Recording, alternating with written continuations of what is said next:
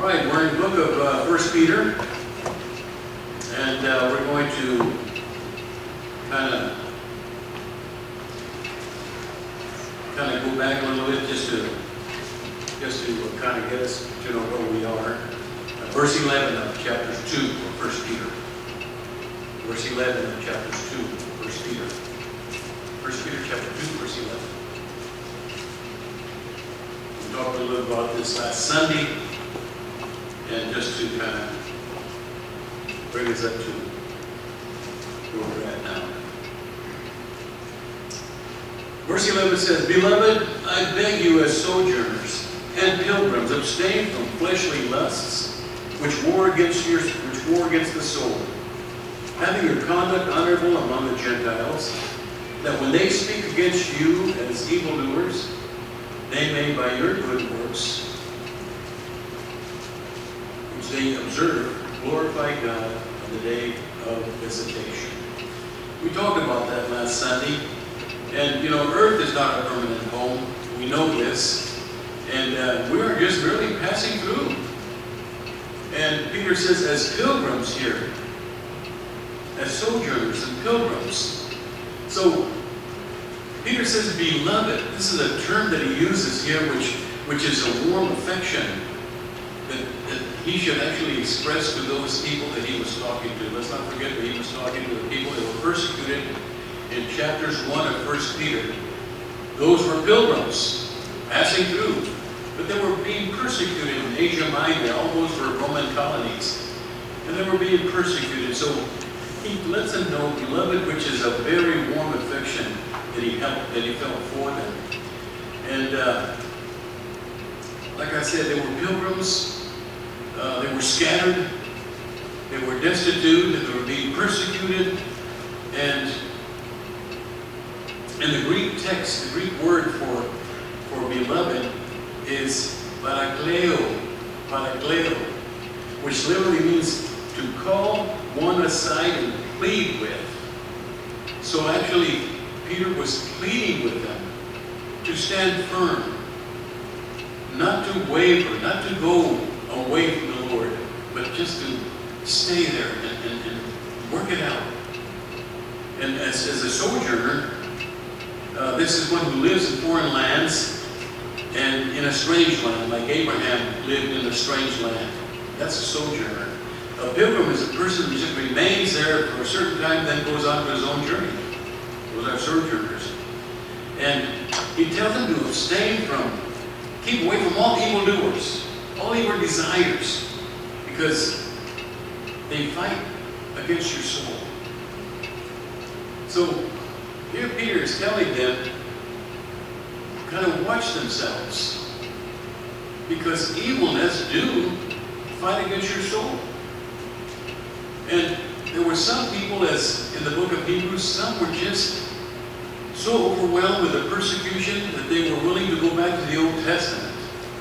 And I can imagine some of these people that Peter was writing about, these pilgrims, in 1 Peter 1, how they felt like just leaving because of all the persecution that was taking place.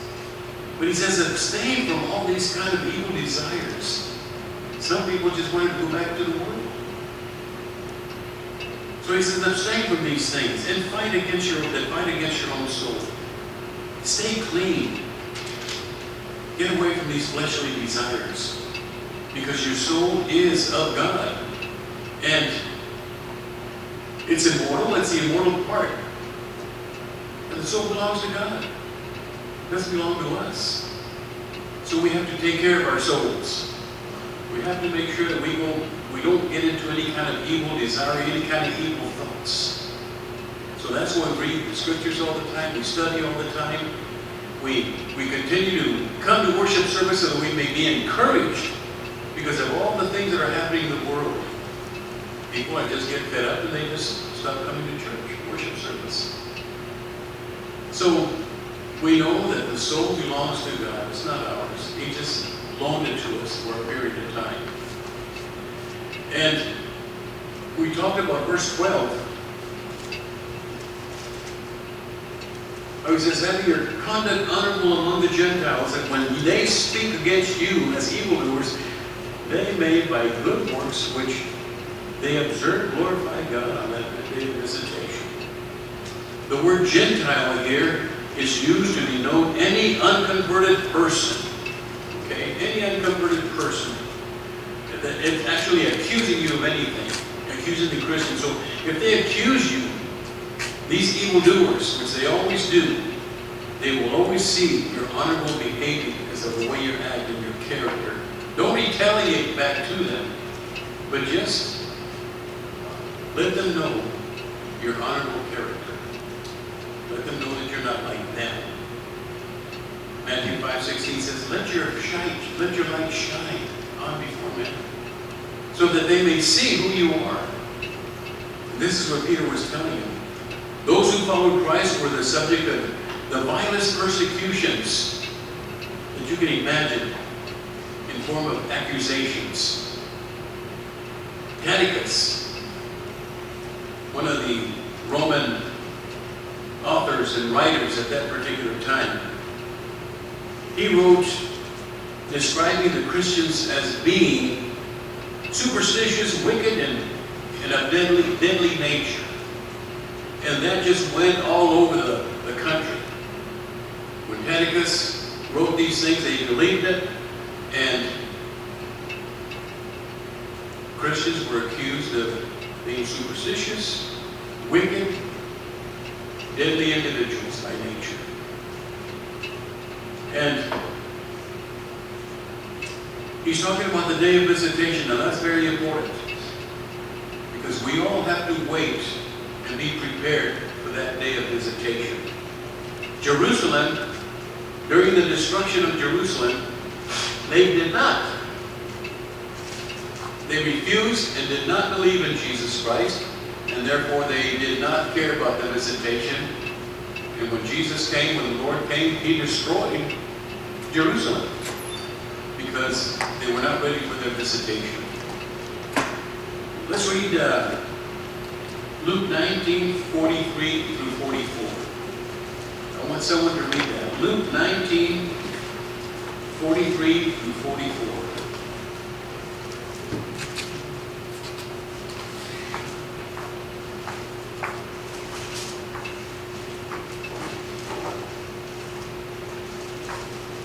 For the days will come upon you when your enemies will build an embankment around you, surround you, and close you in on every side, and level you, and your children within you to the ground, and they will not leave in you one stone upon another, because you did not know the time of your visitation. Then he went into the temple and began to drive out those who bought and sold in it, saying to them, it is written, my house is a house of prayer, so when you have made it a den of thieves. And he was teaching daily in the temple, but the chief priests, the scribes, and the leaders of the people sought to destroy him, and were unable to do anything, for all the people were very attentive to hear him. All right. Now, there were many unbelieving Jews in that particular time, particularly in 70 AD. Many unbelieving Jews. And here Jesus predicts that they're going to be destroyed. Their families are going to be destroyed. In fact, he mentions the fact that the Romans are going to build a fence around their block walls to keep them from coming out or keep people from going in. Just literally starve them to death. All because they were unbelieving people. They did not want to believe in Jesus. They refused to believe in Jesus. So they were crushed to the ground because of their unbelief. Well, they did not know the time of their visitation. That's what we have to be prepared to, because we don't know the time of our visitation. The book of Hebrews says that it's appointed unto man once to die, then the judgment. We don't know when we're going to die. We don't know when the judgment is going to come. So we have to be prepared for that visitation. So we have to glorify as Christ. We have to glorify God. As Christians, our purpose in this life is to glorify God. The glorification of God is in order to gain, the glorification of God we have to have in order for us to gain salvation by following His word. We must be ready for the visitation. If we're not ready, then we only have to blame ourselves. In the book of Luke, of the 18th chapter, beginning with the 8th verse, Jesus indicates indicates that there would be a decline of faith when he returns back to the earth. Not that he's going to set foot on the earth. He said, but when I come, will there be any faith on this earth? Luke 18 through 8. Luke 18, verse 8. I'm sorry.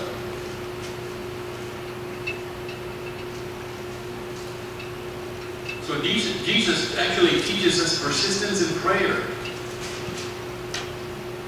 Because one can lose faith. Someone read that out loud. Luke 18 and 8.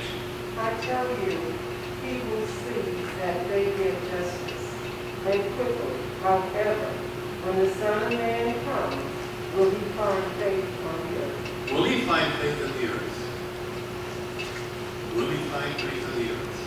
You know, faith is the substance of things hoped for, the evidence of things not seen. Faith is one of the most important things that we should have. When I was baptized, I didn't have that much faith. I was just a babe in Christ, not having too much faith. But your faith grows through the study. Being in Christ Jesus, your faith grows. But Jesus says, when I come, will there be any faith on the earth? So he's indicating there that there's going to be a decline of faith. There is going to be a decline of faith before he comes. So Jesus teaches persistence in prayer, that we must be ready all the time. And people just don't think that this world is going to end. That they have enough faith and they don't have to have any more faith. As long as I go to the worship service, I'm satisfied. But that's not being prepared. I have to prepare for my lesson. I have to prepare for 2 lessons. Jim has to prepare for lessons. We all have to prepare to read our scriptures. And when the teacher prepares his lesson and shares it with you, you have to follow with him. And then you read it, and then you study it.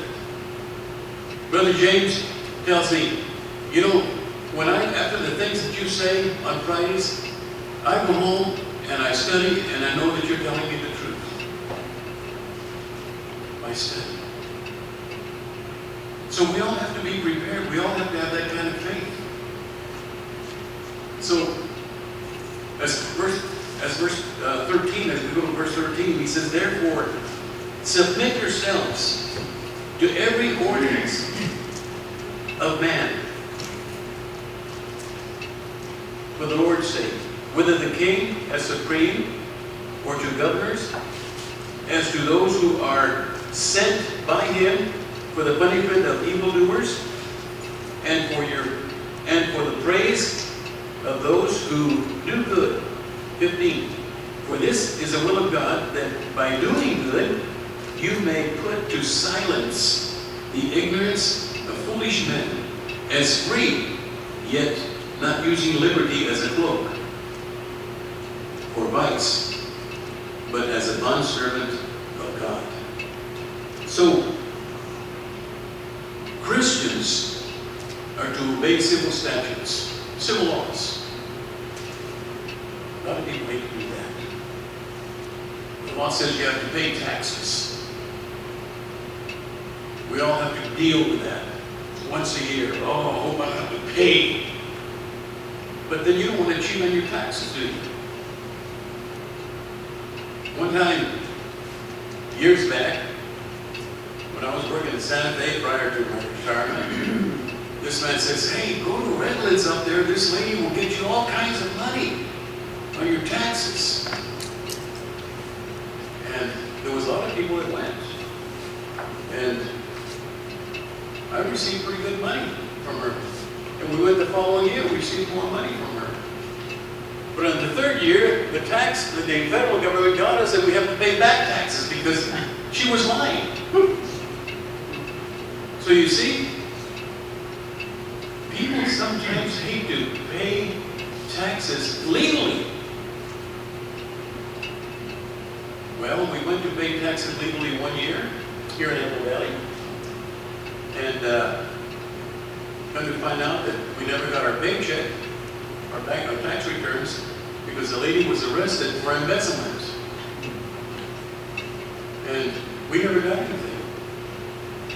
For a whole year, we tried to get something, and the government finally writes to us and says, you're going to have to file taxes again. We wound up paying more. This is the law. We have to obey the law. And when it conflicts with or contradictory to God's law, we don't have to obey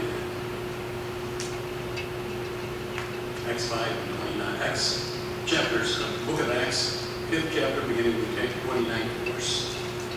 Peter had to appear before the Sanhedrin. And he was told not to preach in the name of Jesus anymore. But Peter replied in the book of Acts 4:19-20, he said, we cannot but speak the things which we have seen and heard. So sometimes the law tells you not to do something. If it's contrary to God's law, you've got to do it. Forget about that law, you've got to go with God. That's what Peter did. So we must actually submit to the government authority because these authorities are appointed by God. Whether they're cruel or not, they're appointed by God. Romans 13:1 and 2. We have a lot of crooked people out there that we have to answer to that give us laws, and we don't agree. Well, we can't raise our fists to them. We can't demonstrate against them because God appointed these people. They make the laws. We have to obey them. But God does not select or choose those in authority who result in wickedness. They often obtain positions of authority themselves. John 19 and 11.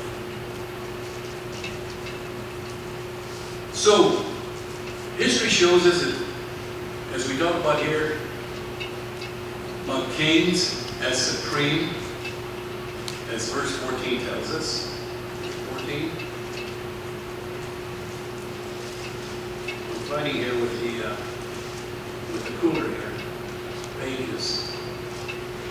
Verse 13. He talks about the supreme, kings of supreme.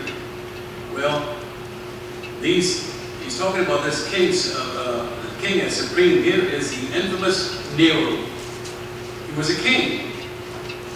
He would make the laws. He was an emperor. And he was one of the most corrupted, wicked individuals to obtain the position of authority. But because even though he was wicked, people still had to obey his laws. So, as supreme distinguishes those between the rulers and the highest authorities. Governors, rulers in general, were sent by the king, by the supreme ruler, in verse 13, and not by the Lord. This was Nero. And Peter here is showing that not only the king was to be obeyed, but those rulers in lesser official positions should also be obeyed as well. As cruel as they may be, you have to obey them. So if the laws of the land are not contradictory to God's law, we have to obey the law. As much as it's hurt us sometimes, but we have to obey the law.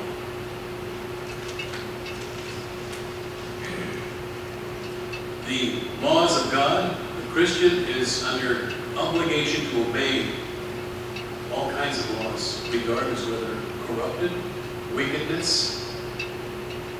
They're instituted there, and we have to obey them. We don't like it, and we have to obey them. That's what Peter says.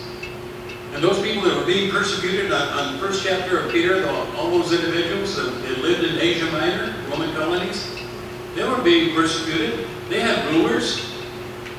They had laws to go by. That's what Peter was telling them. You've got to go by the law. As much as it hurts us, they're the supreme rulers. But if it's contrary to God's law, then don't obey that law. Same thing with us today. And in verse 15 and 16, for this is the will of God, that by doing good you may put to silence the ignorance of the foolish men, as free, yet not using liberty as a cloak or vice, but bondservants of God. Christians were looked upon as wicked, superstitious people, evil doers, people that just did not belong in the earth. That's how they were branded. But by living righteously, taught by Christ, by living righteously, Christians can put to silence these unbelievers. Don't retaliate. Don't behave like they do. But you have to live according to God. That's how He wants you to live. Don't retaliate. And you'll put these people to silence.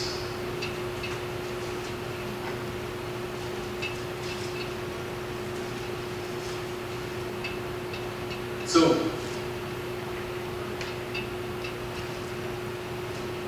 when the word, we're talking about silence, and the Greek word is called phimo,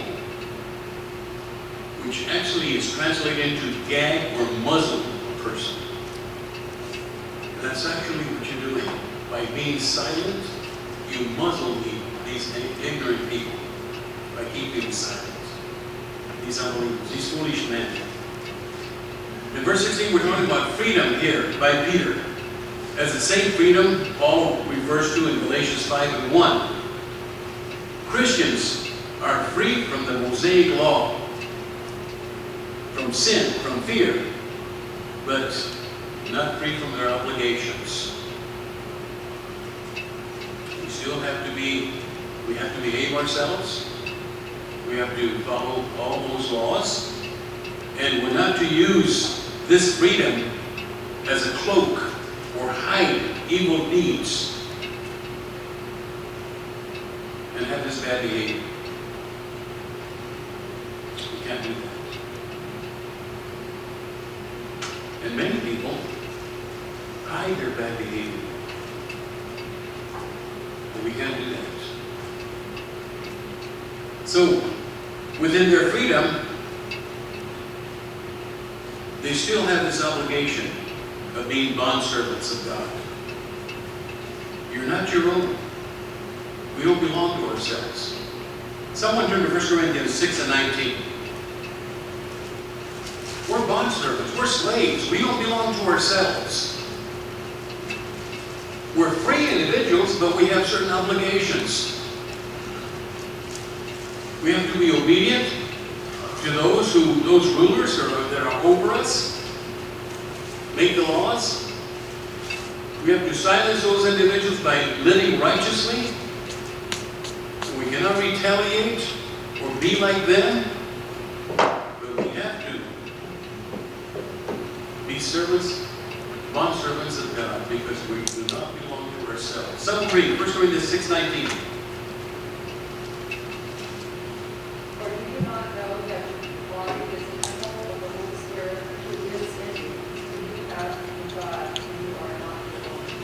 You are not your own. We were bought with the precious blood of Christ. We are the temple. So we don't belong to ourselves. We were bought. We cannot behave as the world behaves. A slave under a master cannot do whatever he wants. He has to follow his master's order, rule. Whether it's a bad rule or a right rule, you still have to follow it. Whether he persecutes you for doing right, you have to do that. If he persecutes you for doing wrong, you deserve it. But we are not our own. We're free. But we're still slaves to Christ. We were bought with a price. Verse 17.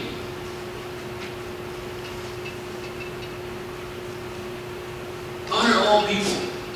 Love the brotherhood. Fear God. And honor the King. Christians are to honor and respect men at every stage of life. Every stage of life. Fear God is not dread or a terror, but a worship and awe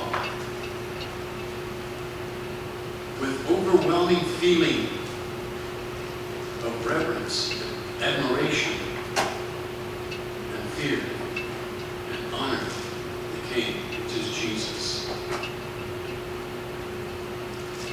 We can't hate our neighbor, we can't hate people, and yet come to worship service and say that we love everybody. 1 John tells us that. John says in so many words, how can you hate your brother whom you've seen and love God whom you've never seen? So Christians are to honor and respect every station of man, every human being. Regardless whether they do wrong to you or when they're doing wrong to somebody else, you have to show some kind of love for his soul. In verse 18, it says, servants, be submissive to your masters with all fear, not only to the good and gentle, but also to the harsh. For this is commendable. For this is commendable if because of conscience toward God, one endures grief, suffering wrongfully. Verse 18 tells us this. Paul often referred himself to as a servant of Christ, a slave. He used the Greek word doulos, which means a slave. And at that time, at the time of the Apostolic Church, many Christians were in bondage to their masters. Yet they became Christians, but they still had to answer to their masters. They were slaves. And they had to be obedient to their masters. They were free from sin because they were baptized into Christ, but still in bondage with their masters. So, they still had an obligation to serve their masters. Everybody worked at one time. I used to work for Santa Fe. I worked for close to 45 years, almost 46 years at Santa Fe. I gave them 8 for 8. You might say they were my masters. For 8 hours I belonged to them. And I gave them the best that I could. 8 hours. I would send out engines running perfect. Everybody knew this. Everybody knew me. They still know me today. But you had some people that used to hide and not work. Hide from their masters, hide from their supervisors. And I learned a long time ago that my new supervisor told me a long time ago when I was relieved. He says, this is one thing that you should remember, Rod. You have a lot of dead people out there, and you have a lot of live people out there.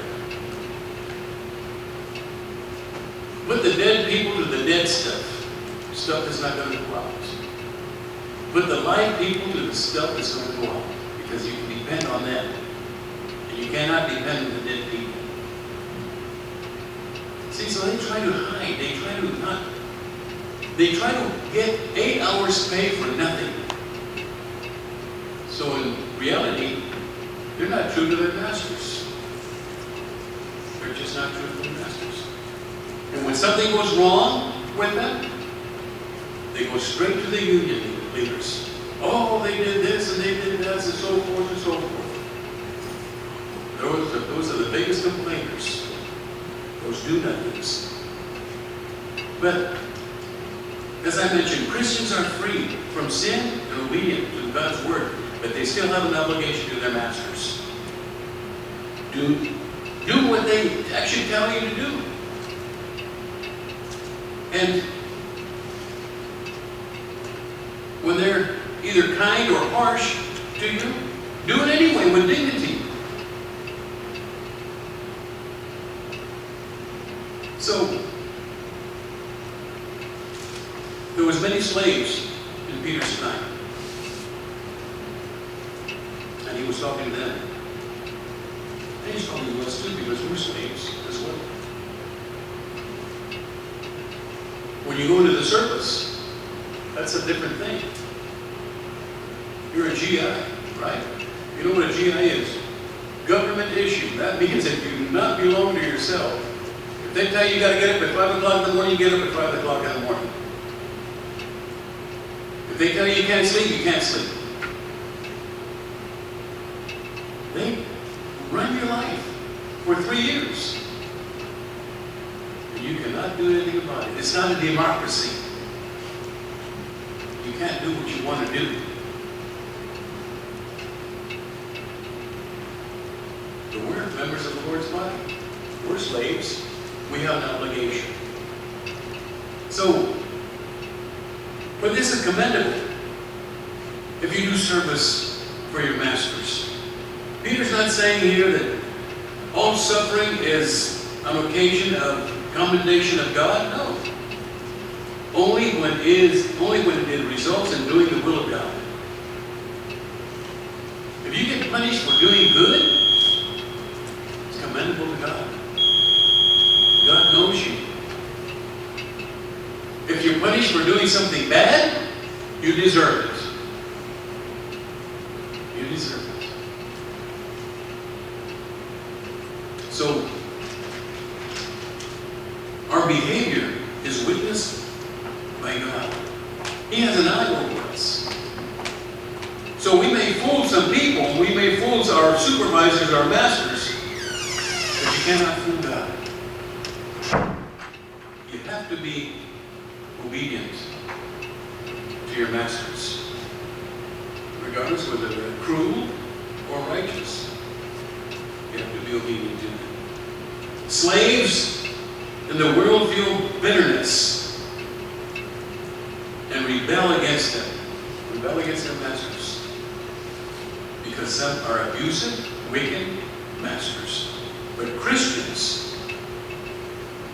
in the same relationship suffer because of their conscience of God, their presence of approval. Christian slaves do not or do what is right and acceptable in the sight of God. They do whatever is good. The slave has no say-so to their masters. You have to do what they tell you, whether it's good or bad. Okay? If it's contrary to God's word, you don't have to do it, but you still suffer for it. So when we talk about conscience, it's an inner sense of feeling that you have that's either right or wrong. You know, the reason why we have so many serial killers here on this earth is because they have no conscience. They don't know how to love. They don't even know what the word is. They have no conscience. These are sociopaths and psychopaths. They kill, their conscience doesn't even bother them. They hurt people, doesn't bother them. They just don't understand. They can't relate to what they're doing. Conscience doesn't bother them at all. That's why when you look at these people, when people look at us, they have to look at our motives and our behavior. Whether we're doing right or wrong, that's up to you.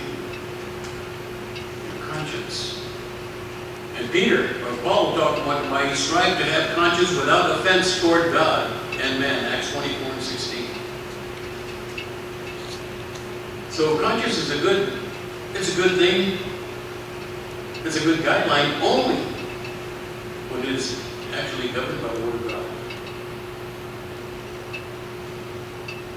Conscience must be taught and regulated by the Word of God before it can actually be saved to monitor human behavior.